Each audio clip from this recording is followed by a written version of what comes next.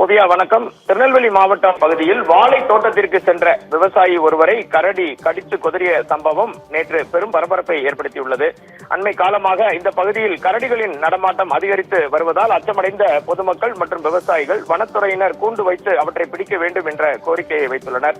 திசையன்விளை தாலுகாவில் காரியாண்டி தெற்கு தெருவை சேர்ந்தவர் 47 வயதான பாலகிருஷ்ணன். விவசாயியான இவர் வாழை தோட்டம் காரியாண்டி குளம் நடுப்பத்து பகுதியில் வாழை தோட்டம் வைத்துள்ளார்.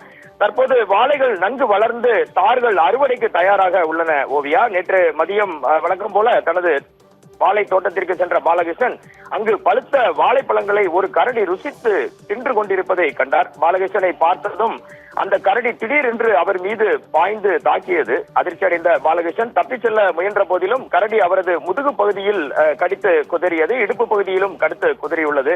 இதனால் அலறி அடித்தவாறு தோட்டத்தில் இருந்து தலை தெறிக்க வெளியே ஓடி வந்த பாலகிருஷ்ணன் அருகில் இருந்தவர்களிடம் நடந்ததை கூறினார்.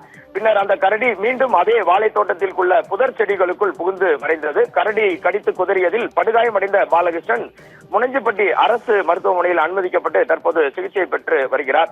இதில் பார்த்தீர்கள் என்றால் ஓவியா, கடந்த சில நாட்களுக்கு முன்பு திசையன்விளை அருகே புலிமான் குளத்தில் தோட்டத்திற்கு செல்லும் பாதையில் கரடி நடமாடிய செய்தியை சத்தியம் தொலைக்காட்சி விரிவாக ஒளிபரப்பியிருந்தோம்.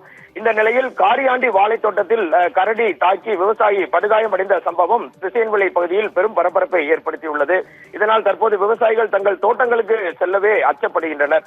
கரடிகளின் தொடர்ச்சியான நடமாட்டம் மற்றும் மனிதர்களை தாக்கும் சம்பவங்கள் அதிகரித்து வருவதால் அப்பகுதி பொதுமக்களும் விவசாயிகளும் வனத்துறையினருக்கு உடனடியாக கரடியை பிடிக்க கோரிக்கை விடுத்துள்ளனர்.